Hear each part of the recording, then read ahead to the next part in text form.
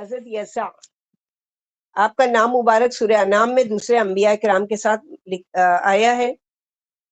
اسماعیل جیسے کہ سورہ انعام آیت نمبر 86 میں اللہ تعالیٰ نے قال اللہ تعالی و اسماعیل والیسع ویونس ولوطا وکلا فضلنا علی العالمین، اور اسماعیل علیہ السلام کو، الیسع کو، یونس اور لوط علیہ السلام کو ہم نے ہر ایک کو تمام جہان والوں پر فضیلت دی۔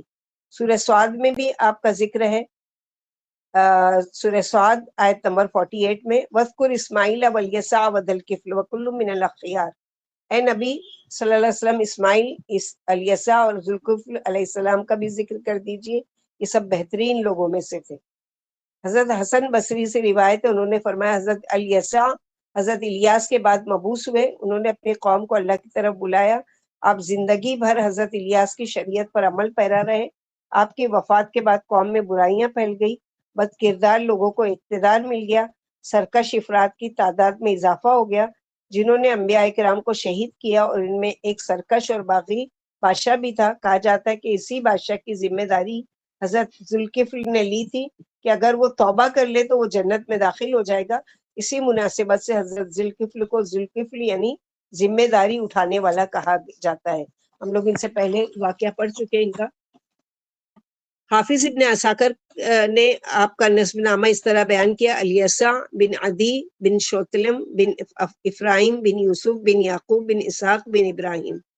بعض علماء نے انہیں حضرت الیاس کا چچا زاد قرار دیا، کہتے ہیں کہ آپ بھی حضرت الیاس علیہ السلام کے ساتھ کوہ قاسیون میں روپوش رہے جب آپ بعلبک کے بادشاہ کے شر سے بچنے کے لیے وہاں چھپے ہوئے تھے۔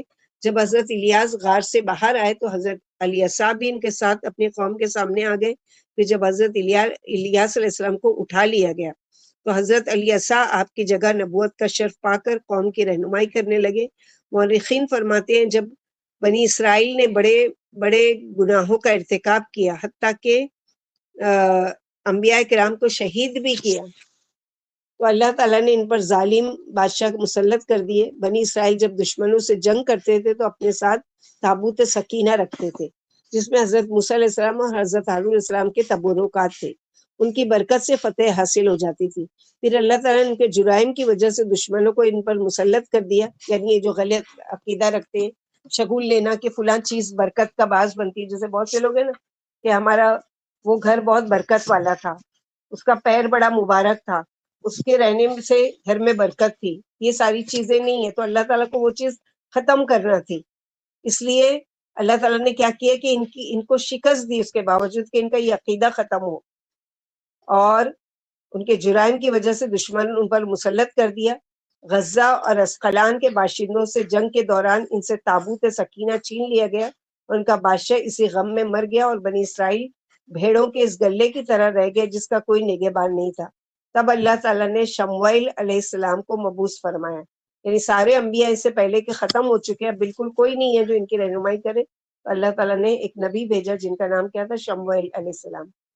آپ نے قوم کے مطالبے پر ایک بادشاہ تقرر فرمایا، اس واقعے کی تفصیل آگے آئے گی۔ امام ابن جریر کے قول کے مطابق حضرت یوشع بن نون کی وفات سے شموئیل کی بعثت تک 460 سال تک کی مدت گزری ہے، یعنی یہ دونوں کے بیچ کا فاصلہ کتنا ہے؟